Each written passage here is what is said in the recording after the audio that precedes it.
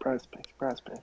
What's up, everybody? This is Dale from Upstate Bets and DFS. I'm here with my partner Riaz, bringing you guys another NFL Prize Picks video for Week 12. We got a lot of solid games here. A lot of these lines are super duper close. A lot of tight games, so a good game for betting wise, but an awesome slate for here for Prize Picks. A lot of lines that I'm really loving. Riaz too. So if this is your first time ever joining us for Prize Picks, you can sign up using promo code Upstate. You can deposit either 25 all the way up to $100, and you get that deposit match back. So you put in 25, you get 25 to play with, 100 bucks back to play with. So it's a really solid deal. So take advantage of that while it's still available. And the cool thing about Prize Picks, you can mix and match sports. It's a super, very simple daily fantasy sports app where you can look at it and you take a line like Matt Ryan and you can take the over/under on that. So you can mix and match that with NBA. We do NBA videos daily on here too as well. We've been smashing NBA. We had one bad day, but we're going to put that behind us. We're going to put the Thanksgiving slate behind us. We're ready here for NFL Week 12, man. So without further ado, Riaz is going to start us off here in the passing yards. The first guy and really the only guy like in passing yards is Trevor Lawrence. His line's sitting at 215 and a half, and I just like this matchup against the Falcons. They're just their defense ranks bottom last. And not only that, Trevor Lawrence has really good games and games that stay close. And I think really in this spot, the Atlanta Falcons don't really scare me. I think this game stays really close. And yes, Trevor Lawrence does play a lot better on the road, but he's got a great matchup. And we've seen where games stay close. He goes over 300 yards passing. Uh, he just gets over this number, and I don't really see the blowout factor here, which is awesome. And he's got a lot of playmakers for him. With Robinson being back, that kind of opens up little dump down passes to get for 30, 40 yards just off Robinson. So I really like Trevor Lawrence in this He's spot. at a good spot here, man. Against Atlanta, I like him here. Has shown flashes so far this season, so 215 is definitely a spot where he can get over pretty easy. The guy I'm on, I think he's in a spot where he can get over this super easy. And this is Ryan Tannehill, man. So I understand why this is low. So he's got no pass catchers. He's dealing with Chester Rogers, Westbrook. It's ugly out there for pass catchers, man. But the positive is he had the same pass catchers last time. He threw for 323 yards against a lesser team. Again, Houston. New England ranks like third in overall defense, sixth in passing defense. They're phenomenal and they're on the uprise. They're coming off a bad loss against Houston. Tennessee is, but they're at the top of the AFC, man. So they want to hold that. They want to hold that advantage, and they play well against good teams. Obviously, they play a lot better when they're at full strength. But Tannehill threw the ball over 50 times last game. And that's just amazing to see. I don't care who he's throwing it to. 50 times it puts him in an awesome spot to get over this. And if they're playing from behind here, this is another narrative where he's going to have to throw the ball again. So they're going to lean on him. This is about all they got here. And I know Tennessee's very well coached, so I'm leaning on Tennessee here. I don't know if they're going to win this game, but I really like Tannehill over 200 and a half passing yards. Without a doubt, I mean, you sum that up perfectly. And the great thing is, yeah, he doesn't have any pass catchers, but he doesn't need 300 yards. He doesn't need 250 or even 205. All he needs is over 200 and a half. So great spot for Well, hop to Tannehill. rushing yards, man. And I'm on a guy here that I've been on the past like 3 videos. He was a cover boy for one of our videos and absolutely smashed. And this is Jonathan Taylor, a guy that can do this in a play, he can do this in a quarter, and he can do this in a half. He's just been smashing lately. There's been a lot of talk about him being one of the best backs in the league, and I get it. Awesome breakaway ability, but he's still got to get my respect for the entire season to be one of those top backs. There's a lot of good backs in this league, but no disrespect to Jonathan Taylor, man. He's been amazing. The volume is going up. I really like this matchup too. Going against Tampa Bay, they're a little bit banged up. We'll see what Vita Vea, how he's feeling come Sunday here at 1. But Tampa Bay hasn't allowed a lot of yards against opposing running backs, but Jonathan Taylor's special, man. So I definitely can see him getting over 75 and a half just based on volume, alone, and especially with confidence. He's got his feet under him now. He's playing well. He's healthy, so he's in a really good spot. I'm surprised this is not higher. Not only that, I don't think they really trust Carson Wentz as much as people would have thought. So they're really leaning on Jonathan Taylor. And I mean, 185 yards against Buffalo. It's not like that he's doing it against bad teams either. Yes, he did play the Jets, November 4th. But really, other than that, Jacksonville's got a great rush defense. Tennessee has an unbelievable rush defense, and San Fran has a great rush defense, and he had great games in all of those. So Jonathan Taylor is definitely a good pick. The guy I'm on is Damian Harris. Little questionable, was pretty limited in practice. They could be saving him for this game. It is a neck injury, so it is pretty serious, but I haven't got any word that he is playing, but if he does play, I do like him. His line's sitting at 48 and a half, and I just kind of like the game script here. I think they start blowing out Tennessee early, which kind of helps the Tannehill, where he is going to be throwing the ball a lot to keep them kind of in the game, bring him back. But if New England goes up early, Harris is going to get a lot of touches. We know Stevenson is there, but he's also listed questionable. So I think they do have to play Harris. And if Harris runs, if he gets the run, uh, gets the start and everything, he's going to have upwards to 20 carries, which is just unbelievable. And he's averaging um, almost 7 carries a rush at home, which is just incredible. And if he sees 15 to 20 carries, he's going to get over this 48 and a half. I'm not going to lean on Harris too much because of the questionability, but if he does play, I'm on Harris as well, man. So Harris at 48 and a half. We've seen the big games out of him. This is very low. So this is like a floor for Damian Harris. I think the Carolina game, everyone has an outlier every now and then. But, they have a decent running back group there in New England, and I think he's the lead guy here. And I think if he's healthy, they are going to give him around 20 carries. And obviously, Tennessee's banged up, so it could blow out. I don't think it's going to blow out, but it could blow out, and I think Damon Harris could have a big role if it does blow out. But 48 is definitely low. And we're going to look over at Jalen Hurts, man. We got a quarterback prop for you. We're going to go over 45 and a half here for rushing yards. So the solid thing here is 18 attempts last game. So trending upwards, 10, 13, then 18 the past couple games. So been going up. And this is a game going against New Orleans.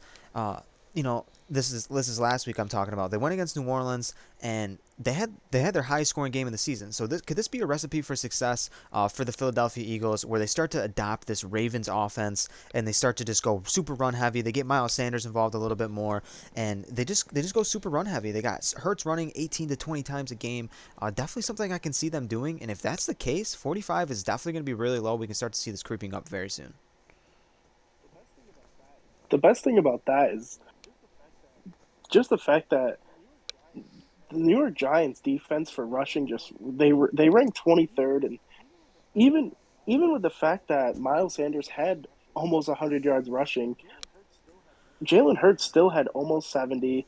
Like you said, they could just be doing what Baltimore does with Lamar Jackson and just giving him a bunch of attempts. And we've kind of seen all throughout the year so far, he's getting upwards to 10 carries. He's smashed this number so many times in the year so far, and 45 and a half is just uh, too low for someone who, not only if it's a designed run, if he's just scrambling, I mean, he rips off 10, 15 yards in a clip just in a scramble. So Jalen Hurts is a good play Love this week. Jalen Hurts here in this spot going against the Giants. We'll hop over to receiving yards. We're on a running back here, and I really like him in this spot, man. And this is Christian McCaffrey, cover boy for last video. So we've been kind of hovering around the same couple picks, but the lines haven't shifted much, and they've been having really, really good games.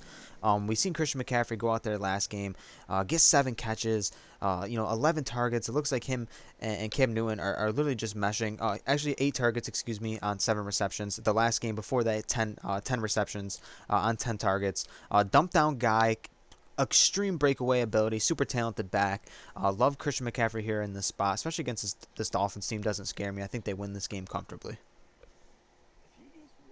If you just watch McCaffrey run routes, you would think he's a wide receiver. He's got great cuts. He can run any route that's given. And yes, he missed 5 games, but if you just look at the 5 games he did play this year, the first 2 games and the last 3 so far, he's gotten over this 47 and a half every single time. And like you touched on, I mean, upwards to ten targets. It's just unbelievable. So yeah, I mean he's in a solid spot.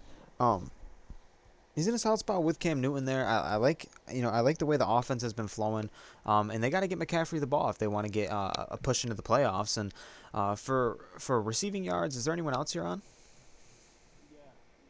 Yeah, love Cooper Cup. It's kind of hard to fade Cooper Cup, just even with Robert Woods. Now they have OBJ. I think it doesn't matter. There's only one time so far this year, and that was Week 4 against Arizona. A tough matchup. He only had 64 yards rushing, but other or receiving. Other than that, he's gotten over this 88 and a half every single time. The line might be going down because they're trying to think that Odell needs to get involved in this offense, but Cooper Cup's having an MVP type season, and they don't really need OBJ. All they need is Cooper Cup.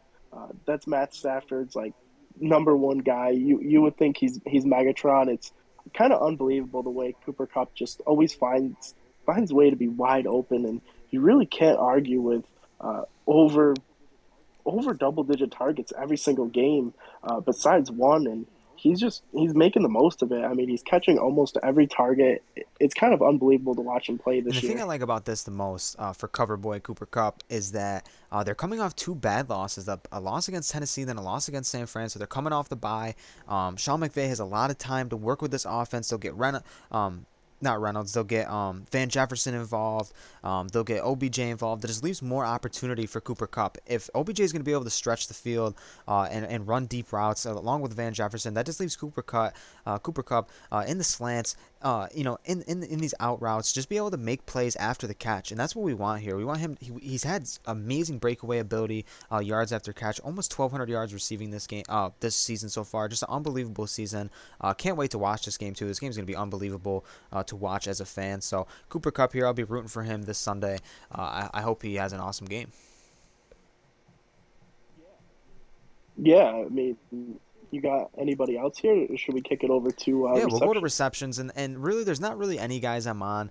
And I know I'm on Tannehill, and there's three guys here that look promising. They're all at three. But for Riaz, you're on Nick Westbrook, correct? Yes, yep, and that's just really coming off um, the last game against Houston. He had 8 targets, caught 7 of them, and had 107 yards receiving. I mean, there's really not much you could really talk about Westbrook. I mean, he did play uh, in a handful of games when AJ Brown was out, when Julio's been out for a while. So he's played in every single game besides week 5, and that could have been their bye. But has 23 receptions on the season, has 272 yards, and 2 touchdowns. So it's kind of tough to really base my decision on really anything other than that Houston game last week. I mean, when you see a guy coming off 8 targets, caught 7 of them, and just had an unbelievable game, I mean, he seems like the safest option here for Completely those agree. I three. think in terms of comfortability, safest option out of these three, I think that he's the best option. I expected someone like Fitzpatrick to be like 2.5. I didn't expect him to be at 3. One of these guys is gonna pop, and Westbrook's my pick. And there's a small sample size for a lot of these guys, and Westbrook, like you said, just off those targets, just looks promising. So we'll hop to the next guy, man. And who do you like?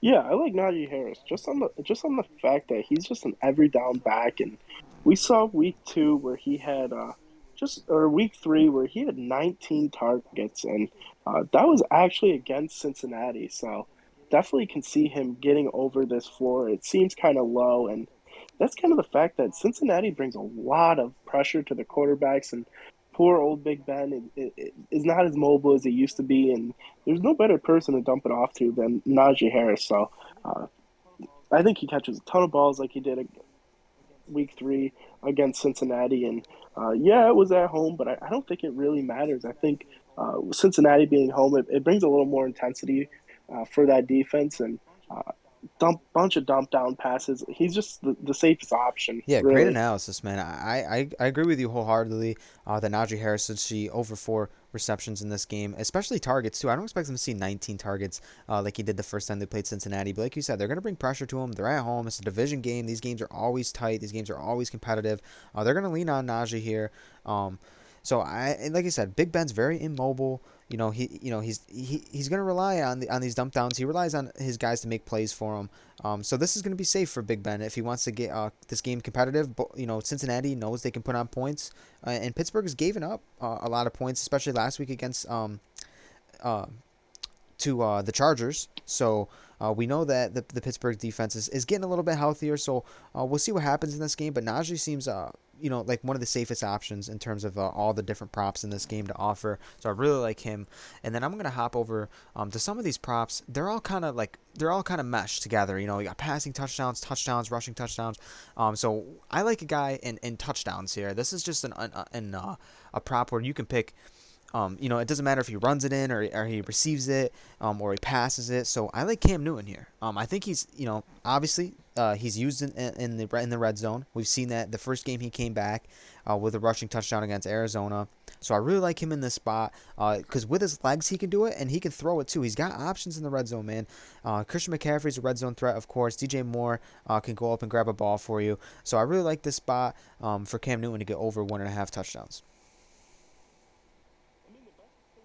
I mean, the best thing about this is we saw him play what 2, 3 drives against Arizona a couple days after he signed, and he went out there and scored 2 touchdowns. And then, yes, we know Washington's defense is pretty horrible, um, but he went out there and scored 3 touchdowns. I don't really like anybody too much in the touchdowns. Definitely think McCaffrey's due to have a big game where he scores 2 or 3 touchdowns, and Miami's pretty awful at defense, so I could definitely see him scoring one. And I always like Najee Harris or Leonard Fournette, but my real guy in this is McCaffrey. But just to kick it back to passing touchdowns, and I really like Joe Burrow here. I love the line at 1.5. Uh, I mean, yes, against the Raiders he only had one bad game against Cleveland where he had zero, but before that, the Jets and Baltimore and Detroit, he had back to back to back 3 passing touchdown games, and I think against this Steelers team who gives up a bunch of points, Joe Burrow is going to have a pretty good game, and I think 2 touchdowns is definitely viable It's a here. matter of because he's just got so many weapons, and it's not only his pass catchers, but Joe Mixon's such a solid red zone threat. I mean, I like Mixon's prop over here on the rushing touchdowns. He's just been so good. So far this season in the red zone, they're giving him the ball on third downs in the red zone. He's been playing extremely well, and I really like him in the spot. It's a matter of the fact too that he can like this can be paired up with Joe Burrow. And Joe Burrow, like you said, you got Jamar Chase, who's due for another big game. I don't. Pittsburgh's getting healthier on defense, so I understand that this game could be a little bit low scoring. But to me, Joe Mixon is in a solid spot because he's scored literally all but 2 games this season. Love Joe Mixon. Have him in a couple season longs. He's just phenomenal. You really can't go wrong with Joe Mixon. And I mean, right next to him, Jonathan Taylor. I mean, coming off 4 touchdowns against Buffalo, we all know the Buccaneers have a great rush defense, but like Dale touched on earlier, they're a little banged up. So uh, I could really see Jonathan Taylor rush one in again. I mean, it's kind of hard to fade Jonathan Taylor at this point. I mean, scored a touchdown in the last 5, and I don't see him stopping anytime And soon. then, we got receptions for touchdowns. Cooper Kupp has obviously looked phenomenal in the beginning of the year, but starting to slow down a little bit. Devontae Adams, him and that Jalen Ramsey matchup is going to be awesome to watch, but no one here I'm super interested in, and we don't really talk pass completions either. But over in Fantasy Score, I'm having a tough time this season in Fantasy Score, man. Let me tell you, I'm not having a great year over here. There's a couple guys that do look solid, but I know Riaz has one guy that I'm on as well. So, Riaz, why don't you tell him?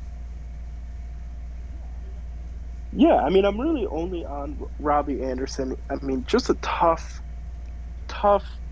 just whole season besides the last two since Cam Newton has been back. I'm just kind of really going on the discount here. Um, his line's sitting at 8, and he's gotten over this the last 2 games since Cam Newton's been back. It didn't look like Sam Darnold really wanted to throw the ball to him. He was just all over DJ Moore, and Robbie Anderson is a great wide receiver. We saw him when he was on the Jets. I mean, he was such a big play. He was just a deep ball threat, just scoring 60, 70-yard touchdowns, and it seemed like he was just the guy. And he heads over to Carolina to just um, just play awful with Sam Darnold, which is kind of weird considering he played with Sam Darnold in New York and he was like his favorite guy. But we know DJ Moore is an incredible talent, but so was Robbie Anderson. And the fact that Cam Newton's getting him involved just only seems right. I mean, back-to-back games so far with 6 targets, so definitely can see him getting 6, 7 targets again and just getting You over like to this see the eight. game against Arizona too, man. Saw a red zone look, got a touchdown too, which is nice to see. Um, I wonder if they're going to get him in some jet sweeps or something like that involved. He's only got 1 carry on the season, but we know he's got breakaway speed. Like maybe they start to get him involved in other ways because we know how good of a talent he is and what he could be.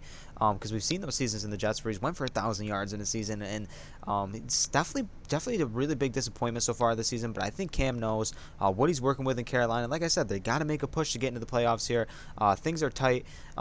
In the NFC. So I think Robbie Anderson's in a solid spot here, man. I think he can get over the 8, and if he catches a touchdown, it's over. He's definitely going to get over the 8. So let's hope for this touchdown. Let's hope he gets involved again. And is there anyone else in fantasy score that you really like here, or is that just about it? No, that's about it. For fantasy score, I really like targeting tight ends that are right around 7 to 10. If they get like high usage, like Dallas Goddard, Evan Ingram, right there. Goddard's at 10, Ingram's at 8.5.